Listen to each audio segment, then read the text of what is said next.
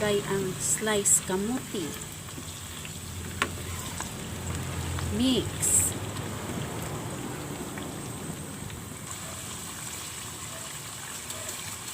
Lagyan na natin ng sugar, guys.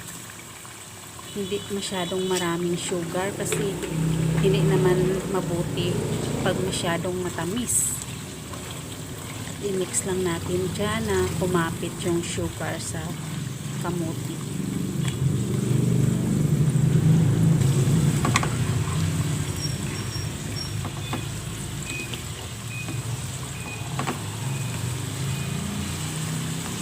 Mix lang ng mix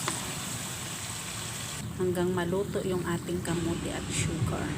Okay, finished product, guys. Kamuti Q with coffee.